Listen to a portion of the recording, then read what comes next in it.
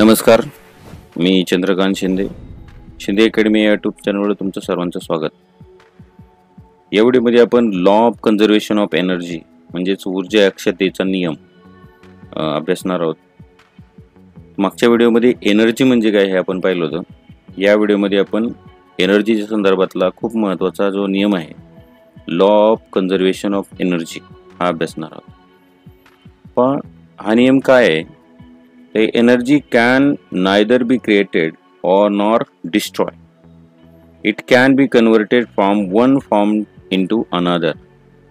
Thus, the total amount of energy in the universe remain constant. म्हणजेच काय की ऊर्जा ना निर्माण करता येत ना तिला नष्ट करता येत. आपण फक्त एका प्रकारातून दुसऱ्या प्रकारामध्ये रूपांतरित करू शकतो. म्हणजेच काय, energy cannot be created, cannot be destroyed, but it transfer one form to another form. आता ही का होत असेल की म्हणजे एनर्जी आपल्याला निर्माण का करता येत नाही किंवा नष्ट का करता येत नाही? पण ऊर्जा ही एक असा प्रकार आहे की याच्याबद्दलच आपल्याला अजून काय माहिती नाही आहे ज्यादा, की ही ऊर्जा आली कुठून, एनर्जी कुठून आली नक्की. म्हणजे माणसाचा जन्म कसा झाला, माणूस कसा निर्माण झाला किंवा जीव कसा निर्माण झाला या पृथ्वी तलावर, त्यानंतर सूर्यावर जे काही स्फोट होत आहेत म्हणजे फ्युजन रिॲक्शन होत आहेत ती सुरुवात कुठून झाली हेच आपल्याला माहीत नाही अजून. त्यासाठी एक बिग बँग थेअरी मांडली की पहिल्या काळामध्ये बिग बँग झाला असेल आणि मग तिथून पुढे एनर्जी आली असेल. ही बिग बँग थेअरी काय आहे यावर एक प्रयोग पण करण्यात आला, लार्ज हायड्रोजन कोलायडर. तर यामध्ये पण काही जास्त काय आपल्याला काही माहिती मिळाली नाही. तर त्यामध्ये एक हिग्स बॉसॉन हा एक कण सापडला, त्याला आपण गॉड पार्टिकल पण म्हणतो. तर एनर्जीची सुरुवात कुठून झाली याबद्दल आपल्याला काही माहिती नाही. परंतु जी एनर्जी आहे ती एनर्जी तर आपल्याला तयार नाही करता येत, बरोबर ना? तर मग आपण काय करू शकतो, एनर्जीला ट्रान्सफॉर्म करू शकतो. आपल्याला युजफुल जी काही एनर्जी आहे त्या सोर्समध्ये आपण त्याला ट्रान्सफॉर्म करू शकतो. म्हणजे कसं, पृथ्वीवर जेवढी काही एनर्जी उपलब्ध आहे ती सगळी सोलर एनर्जी. आता पाण्यामध्ये एनर्जी जी आहे ना, डॅममध्ये पाणी असतं किंवा जे नदीमध्ये पाणी असतं, तर त्यामध्ये एनर्जी आली कुठून? तर त्यामध्ये एनर्जी आहे थोडक्यात काय वाहतं पाणी असेल किंवा संथ पाणी असेल, साठलेलं पाणी असेल. डॅममध्ये साठलेलं पाणी असतं, नदीमध्ये वाहतं पाणी असतं. मग ह्यामध्ये एनर्जी कुठून आली? कारण या पाण्यावर जर आपण टर्बाईन जर बसवले तर त्याच्यामधून आपण इलेक्ट्रिसिटी तयार करू शकतो. तर ही इलेक्ट्रिसिटी तयार कुठल्या कारणास्तव होते? ही कुठली एनर्जी, कुठून आली एनर्जी? ही सोलर एनर्जी.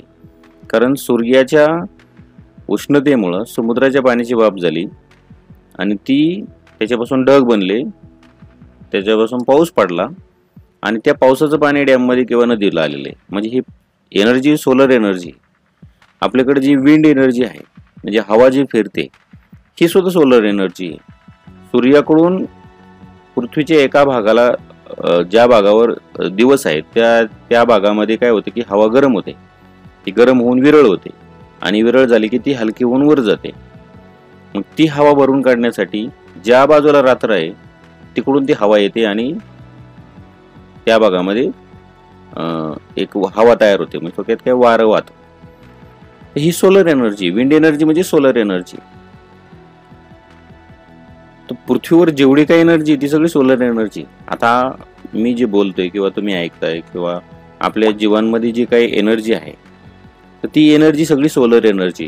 कारण वनस्पतींनी याच सूर्याच्या ऊर्जेचा वापर करून अन्न निर्माण केलेले.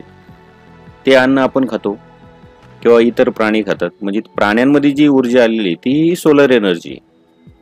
त्यामुळं आपण ही एनर्जी बनवलेली नाही, आपण ट्रान्सफॉर्म केलेली आहे. काय केली? सोलर एनर्जीचं रूपांतर केमिकल एनर्जीमध्ये वनस्पतींनी केलं. आपण ही केमिकल एनर्जी वापरतो आणि आपल्या शरीरातल्या इतर गरजा भागवतो. आपल्याला ही ऊर्जा नाही निर्माण करता येत, आपण फक्त काय करतोय? ट्रान्सफॉर्म करतोय. आता आपल्याकडे इलेक्ट्रिकल एनर्जी आहे. आता इलेक्ट्रिकल एनर्जी कुठल्या फॉर्ममध्ये होती पहिली? तर वेगवेगळे फॉर्म आहेत. म्हणजे जसं की हवेमध्ये कायनेटिक एनर्जी असते, त्या कायनेटिक एनर्जीचं रूपांतर आपण मेकॅनिकल एनर्जीमध्ये केलं म्हणजे टर्बाईनच्या माध्यमातून. आणि ही मेकॅनिकल एनर्जी आपण जनरेटरच्या माध्यमातून इलेक्ट्रिकल एनर्जीमध्ये रूपांतरित केली. म्हणजे आपण फक्त रूपांतरित केलेली, आपण कायनेटिक एनर्जी तयार नाही केलेली. कायनेटिक एनर्जी कशामुळे तयार झाली? सोलर एनर्जीमुळे तयार झाली. सोलर एनर्जी आपण तर काही बनवलेली नाही, म्हणजे आपण काय केली? फक्त ट्रान्सफॉर्म केली एनर्जी, फक्त ट्रान्सफॉर्म केली. आता डॅम मध्ये जी एनर्जी आहे ती एनर्जी कुठून आलेली आहे? ती सोलर एनर्जी. मग डॅम मधली एनर्जी आपण काय केली? टर्बाईनच्या माध्यमातून, म्हणजे डॅम मध्ये असते पोटेन्शियल एनर्जी, त्या पोटेन्शियल एनर्जीचं रूपांतर आपण टर्बाईनच्या माध्यमातून मेकॅनिकल एनर्जी मध्ये केलं. ही मेकॅनिकल एनर्जी आपण जनरेटरला दिली. जनरेटरने काय केलं? मेकॅनिकल एनर्जीचं रूपांतर इलेक्ट्रिकल एनर्जी मध्ये केलं. अशा प्रकारे आपल्याकडे इलेक्ट्रिकल एनर्जी येते. जी कोळसा असते, कोळशामध्ये ऊर्जा कुठून आली? जो कोळसा आहे तो कोळसा बनलेला आहे वनस्पतींपासून. पूर्वीच्या काळी जे वनस्पती होत्या त्या वनस्पती काही कारणास्तव जमिनीखाली गाडल्या गेल्या आणि त्यांच्यापासून कोळसा तयार झाला. मग वनस्पतींमध्ये ऊर्जा कुठली आहे? सोलर एनर्जी आहे. म्हणजेच कोळशामध्ये कुठली एनर्जी आहे? सोलर एनर्जी आहे. ती केमिकल फॉर्म मध्ये स्टोअर केलेली. तो कोळसा आपण जाळतो, त्या कोळशावर पाणी तापवतो, त्या पाण्यावर मग टर्बाईन फिरवतो आणि त्याच्यामधून आपण इलेक्ट्रिसिटी तयार करतो. म्हणजे ही जी आपण इलेक्ट्रिसिटी वापरतो ही सोलर एनर्जी म्हटलं तरी चालेल. ठीक आहे. फक्त ती ट्रान्सफॉर्म होत होत आपल्यापर्यंत येते. आता जे पेट्रोल डिझेल आहेत आपण मोटरसायकल कारमध्ये वापरतो, तर ह्यामध्ये एनर्जी कुठून आली? ही सुद्धा सोलर एनर्जी. कारण पेट्रोल डिझेल बनलं कशापासून? तर जे पूर्वीच्या काळी वनस्पती आणि प्राणी पुरामध्ये वाहून गेले समुद्राच्या तळामध्ये, आणि यामुळे काय झालं की ते समुद्राच्या तळात गाडल्यामुळं दरवर्षी पूर आला. त्याच्यामुळे त्याच्यात ते समुद्राच्या तळावर गाळ एकावेक थर तयार झाले. त्याच्यामुळे हे जे प्राणी वनस्पती होत्या या समुद्राच्या तळात खाली गाडल्या गेल्या आणि त्यामुळं त्या ठिकाणी ते सडून हे पेट्रोल डिझेल म्हणजे क्रूड ऑइल तयार झालं, पेट्रोल डिझेल तयार झालं. आणि हे आपण वर काढून आपल्या व्हेकलमध्ये वापरतो. म्हणजे त्या पेट्रोल डिझेलमध्ये एनर्जी कुठून आली? ही सोलर एनर्जी. यामध्ये आपण कुठल्या प्रकारची एनर्जी बनवलेली नाही आहे. त्यामुळे पृथ्वीवर जेवढी काही एनर्जी आहे ना ती सगळी सोलर एनर्जी. आता जे आपण वापरतो ती सोलर एनर्जी, परंतु एक ठिकाणी मात्र सोलर एनर्जी नाही आहे. कुठली? तर पृथ्वीच्या भूगर्भामध्ये लाव्हारस आहे, बरोबर ना? कधी कधी ज्वालामुखीचा उद्रेक झाल्यानंतर लाव्हारस बाहेर येतो. तर ही सोलर एनर्जी नाही आहे. तर ज्या वेळेला ही पृथ्वी बनत होती त्यावेळेला छोटे छोटे दगड आकर्षित झाले एकमेकांकडे आणि त्यामुळे त्यांनी खूप एनर्जी डंप केली त्या भागामध्ये. त्यामुळे तो भाग पूर्णपणे वितळला आणि हा जो ज्या वेळेला पृथ्वी बनली त्यावेळेला पूर्ण वितळलेल्या अवस्थेत होती. म्हणजेच काय होती? पूर्ण खूप गरमी म्हणजे 5000-6000 डिग्री सेल्सिअस टेम्परेचर त्या काळामध्ये होतं. आणि मग हे टेम्परेचर म्हणजे पूर्ण थोडक्यात एक लाल गोळा पृथ्वीचा होता. जसं की आपण दुधाला गरम करतो आणि गरम केल्यानंतर दुधावर एक साई येते. आता ह्या साईचं जे टेम्परेचर आहे ते त्या साईच्या खाली असलेल्या दुधापेक्षा खूप कमी असतं. तसं पृथ्वीच्या बाहेरून जे वरला जो थर आहे तो फक्त थर काय झाला? थंड झाला. म्हणजे साईसारखं झालं. ते परिणाम काय झाला? तो थंड झाल्यामुळे काय झालं की त्या भागामध्ये समुद्र निर्माण झाला. पर्वत, डोंगर वगैरे पठारे जसं उंचीनुसार आहे त्या पद्धतीने ते पाणी त्या भागामध्ये भरलं आणि समुद्र आणि जमीन तयार झाली. परंतु ह्याला आपण भूकवच म्हणतो बाई. जी छोटीशी साई तयार झाली ना ही किती किलोमीटर आहे? एक 30 ते 40 किलोमीटरचा एक हा थर आहे, एकदम पातळ थर आहे. एवढाच फक्त गोठला. परंतु त्याच्या खाली मात्र अजूनही तेवढंच टेम्परेचर आहे. ठीक आहे. आणि हे वितळलेल्या अवस्थेत आहे. म्हणजे जो आपण भूकवचाच्या खाली प्रावरण आहे आणि त्यानंतर बाह्यगाभा आणि अंतर्गाभा आहे. तर हे जे पूर्ण एवढं टेम्परेचर आहे या कोअरमध्ये, म्हणजे सूर्याच्या पृष्ठभागावर जेवढं टेम्परेचर आहे ना तेवढं आपल्या पृथ्वीच्या केंद्रामध्ये टेम्परेचर म्हणजे 5000-6000 डिग्री सेल्सिअस टेम्परेचर पृथ्वीच्या केंद्रामध्ये आहे.